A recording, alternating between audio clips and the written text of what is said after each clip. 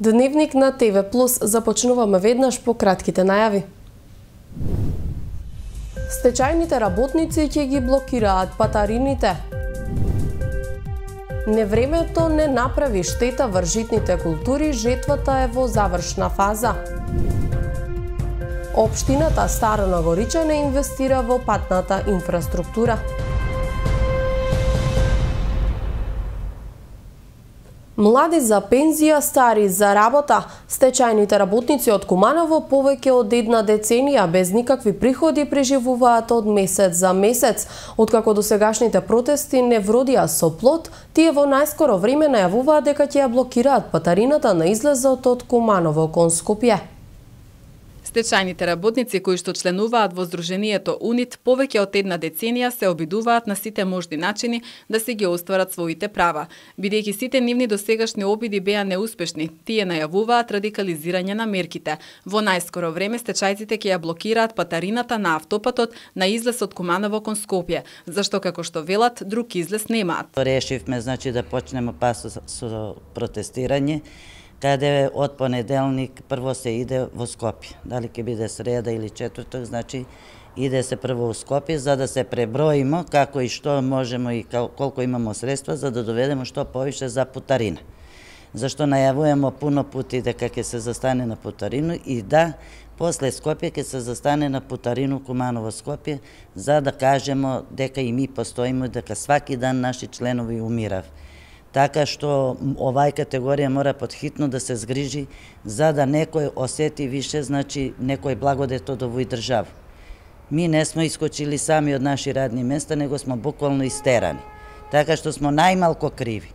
А партија да не се препоцуев, него како што треба у сваку државу, сви да седне и да го реши во овој горчив прашање. Стечајните работници без скршен денар и без неопходните лекарства од ден на ден се повеќе се болни, а голем број од нив и се починати. Не можат да се израдуваат ниту на семејните веселби како останатите луѓе. Владата ќе се задолжи 650 милиони евра. И сакав да прашам дали во тие 650 милиона ќе се обештетат и овие 3 до 4.000 стечајци, еднаш за секогаш веќе да се реши тој проблем и да не постои во Македонија стечајците. Овде ќе имаме стечајци од 1995-та. Па имаме и после нааму. Дали тие стечајци се израдуваа на некоја свадба, на некоја веселба, на раѓање на внуче, на роден ден, да иде барем тој стечаец да купи еден поклон и да однесе на своите најмили и најблиски. До ден денеска тоа не се реши. Моментот е сега. Марина Петковска е само една од стечајците која што заедно со својот сопруг за само неколку месеци останале без работа. Од тогаш проблемите, но и долговите само се натрупуваат во ова семејство. Иди да вози, зашто нема каде да преживиме, само со леп и со слепли, а лекарства немаме ни тоа, ни јас. Удар по притисок по 240-100 на 3 дена ми се качува притисок. Кој да е на ваков проблем, секој ќе го има. Па не знам какви таблети да имаш, нема да ти помогнат никакви. Па нека ни помогне, барам нешто да имаме до пензионирање, да можеме секој да си платиме своја сметка. Никој не е должен на никого да му плаќа струја. Мене ми е јасно. Стечајците подолг период добиваат помош од локалната самоуправа во Куманово. Општината им ги плаќа сметките за вода, ѓубрарина, стечајците од приградските населби имаат слободен возен билет, а понекогаш им се доделува и еднократна помош на најзагрозените. Георгиевска се надева дека кога централната власт ќе се смени, ќе биде усвоен нивниот предлог закон за обештетување до пензија на оваа категорија граѓани. Во УНИ членуваат околу 4000 стечајци, меѓу кои и 400 албанци од Липково и Куманово. Двајца малолетници со возило излетале од пат, помладиот со тешки повреди е пренесен во Скопскиот ургентен центар. Во Ново село на регионалниот пат Скопје село Никошта Куманово, поточно во близина на Икен на Викендица, викендов се случила сообраќајна незгода со возило кое го управувало 16 годишник од село Љубодра Куманово. Имено малолетникот управувајќи Ауди А4 Авант со скопски регистарски ознаки собственост на скопјанец изгубил контрола скочила над возилото при што излетал надвор од патот и се превртел. При незгодата имало и сопатник, лице на возраст од 14 години од Република Словенија, Горња Радгона, кој е пренесено во ургентниот центар Куманово и констатирани му се тешки телесни повреди на череп, опасни по животот. По укажаната лекарска помош, сопатникот како итен случај е упатен во ургентниот центар Скопје. Увид на местото на настанот извршила екипата на СВР Куманово. По претходно добиено властување на јавното обвинителство од Куманово, од малолетниот возач е земена крв за анализа и констатирано е присуство на 0,56 промили алкохол во крвта.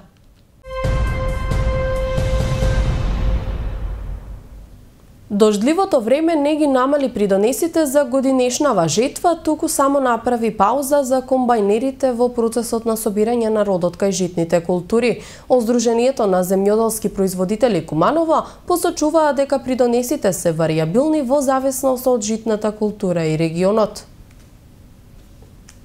Дождливото време направи пауза во процесот на собирање на родот кај житните култури, но и покрај тоа Здруженијето на земјоделски производители Куманово посочи дека нема поголеми штети и жетвата е при крај. Во Кумановскиот регион ожнеени се сите посеви со јачмен, а пшеницата и помалите површини од овес се во завршна фаза, со што се очекува во следните денови да биде соберен родот и од тие житни култури.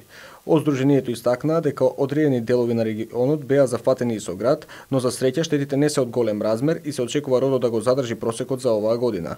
Здруженијето на земјоделски производители Куманово истакнаа дека наредните денови, како што се прогнозира, ќе може да се ожнеат и останатите 20% од неожнеаните ниви со пшеница и овес и со тоа ќе се заврши жетвата за оваа година. Овие дождови последните што паднаа, не некако има пометрување на во една жетвата, тој дојде малку како одмор на самите комбајнери. Нема никакво оштетување од самиот дожд што падна. Имаше неки места со ситен град, со дожд кој не е нанена нека штета, така да љубодрг према Ново село, Студена бара, Белјаковци, имаше тако малку град, али нема оштетување ништо. Има различни места и различен дожд падна.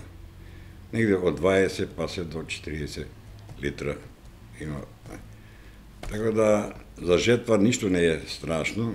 Сега према метеоролозите кои што најавуваат од утре, ако биде добро како што предвидуваат, може да се почне со жетва. Здруженијето посочи дека квалитетот на пшеницата и јачменот оваа година е различен. Исто така истакнаа дека за родот многу е важен и квалитетот на обработката на нивите, како и на времено запазување на сите процедури со цел да се заштита житата и да се добие поголемо количество и квалитет. Во одредени делови на регионот, како што информираа од Здруженијето, дел од нивните членови имале поплаки на неквалитетни средства за заштита од коров. У почеток имаше пред 15 тамо, може да се кани иуни, кога се идеше во поле, се гледаше дека се житата подеднакви, и пшениците и јачменот. Јачменот искористија ние последните дождови, наполнија зрна и на време дадува доста приноси. Може приноси зависно од 4 до 7 тона, али просек негде околу 4,5 тона ќе искочи према место. Подбацива овие села Пчиња, Студена бара, према сознанијата на самите членови. А пченицата подбаци имаше оние топлотни удари и дојде до препланување на самото зрна. Има и квалитетно и неквалитетно зрна. Здруженијето ги посочија регионите каде што земјоделците имаат поголеми придонеси и каде што се најдобрите достигнувања за оваа година. Најголеми житарица може да се земе овде од Љубодрак према Ново село, Никоштак, па се Липковскиот дел према Лопате, Режановце, Речица, Којнаре, Тавановце.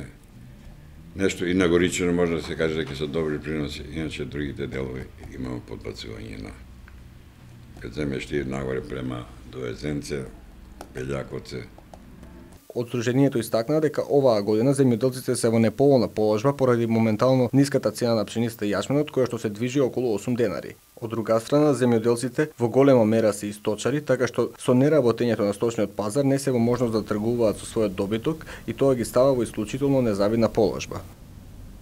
Во Старо Нагоричане ќе се асфалтираат уште 5 патни правци. Почетокот на градежните работи надлежните го најавуваат за наесен. Локалната самоуправа продолжува со подобрување на условите за живот во населените места во општината, поради што миграција село-град речи си и да нема. Локалната самоуправа во Старо Нагоричане се повеќе инвестира во патната инфраструктура последниве години. Асфалтирање на уште нови 5 патни правци, најавува градоначалникот Милован Стојковски. За некои од нив тендерите веќе се завршени. Веќе 5 пата се во план. Моментално се завршија тендерите за патот Арбанашко Дејловски Пресав од должина 3 км, за Цвиланце од 2 км, моментално е во Министерство за финансии, завршуваме со поднесување на документација за 2 пата од по километар и 200 за Враготурци и за Еребичарци, а преку регионот, североисточниот регион, ќе го изградиме патот заедно со општина Куманово, 40 Николски пат, тоа се 5 асфалти.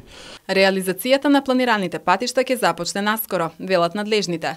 Првите градини есен, значи што се однесува до патиштата, бар 2 од тие пата мислам дека ќе се градат, оние другите можеби до пролет.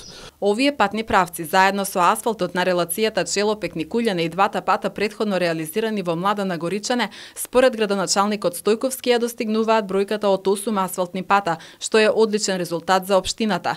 Општината Старо Нагоричане се состои од 39 населени места во кои живеат 4840 жители, за разлика од некои кумановски села каде што е евидентна миграцијата село-град, Старо Нагоричане може да се пофали со постојана бројка на население.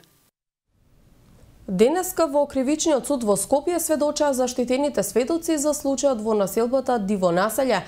Бидејќи станува збор за заштитени сведоци, рочиштето е затворено за јавноста, односно на новинарите не им е дозволено присуство. До крајот на август рочиштата ќе бидат тајни, бидејќи треба да се сослушаат околу 40 заштитени сведоци, а од септември повторно да бидат достапни за јавноста.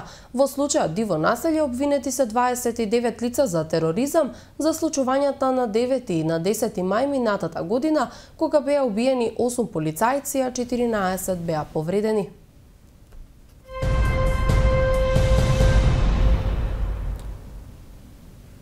Планинарот Бобан Стефановски е првиот кумановец кој што ја помина западната македонска трансферзала. Стефановски за 9 дена помина 250 километри преку планини од Љуботен до Охрид. Стефановски посочи дека напорната експедиција за него е тесна зрелост како планинар.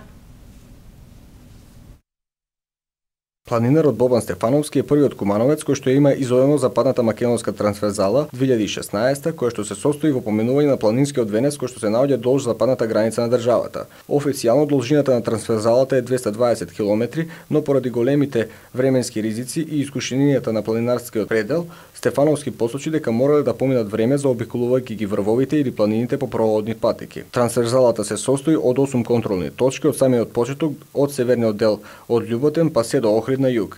Западната македонска трансферзала постои од 1974 година со прекин од 90-тите години до 2013 година, така што друштвото Трансферзалец се обидува да ја врати и да ја направи актуелна како во времето на поранешна Југославија. Експедицијата ја започнува 10 планинари, а на крајот пристигнуваат 9, со тоа што еден планинар се откажува на Маврово. Стефановски посочува за тешкиот подвиг и за предизвиците, така што преку 9-дневна експедиција успеваат да ги поминат сите контролни точки. Качар планина се тргнува, тоа е од планинарскиот дом Љуботен. Првата контролна точка е врвот Љуботен, кој ше висок 2499 метри. Следната контролна точка е врвот Пирибек. Третата контролна точка е Езерски врв, четвртата е врвот Елема. Петата контролна точка е врвот Лера, шестата е Маврово, Маврово и Галичник, тоа смета како една контролна точка, седмата е Лазарополе и последната или 8 контролна точка е врвот Бабин Срд, кој што е на планината Стогола. Стефановски истакна дека за поминување на оваа трансферзала од големо значење е планинарот да има поголемо искуство.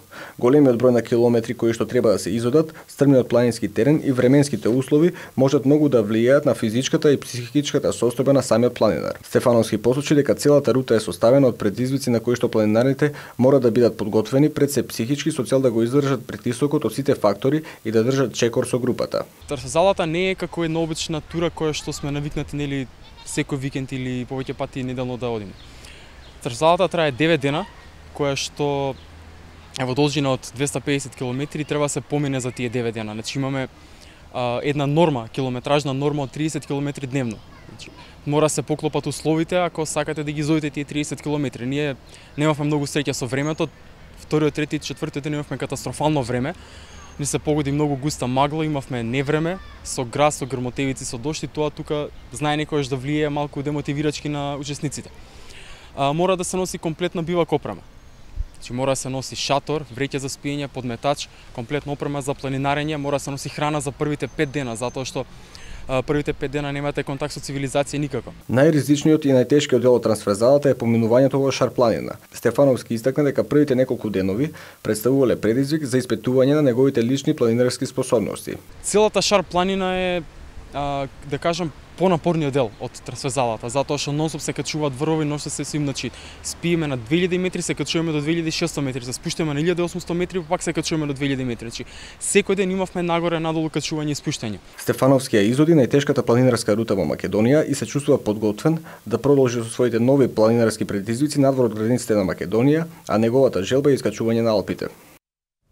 Во домовите за ученици во основното и во средното образование и во студентските домови во 2015-2016 година биле сместени вкупно 7201 ученици и студенти, што е намалување за 2,8% во однос на претходната година, објави денеска Државниот завод за статистика. Во домовите за ученици кои посетуваат средни верски училишта за 2015-2016 година биле сместени 268 ученици.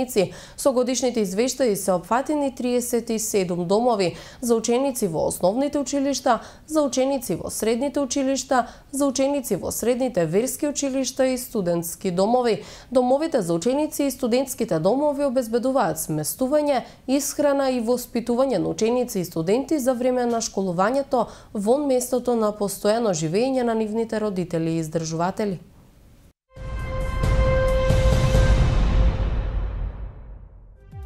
Времето денеска во Куманово беше умерено облачно со слаб ветер од северозападен правец. Максималната температура се искачи до 25 степени, а минималната се намали до 17 степени Целзиусови.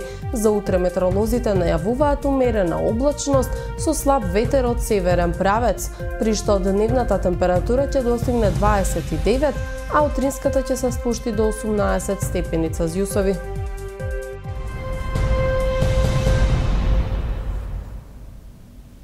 Ова беше последната информација во денешното издание на Дневникот. Ви благодарам за вниманието и ви посакувам пријатна вечер.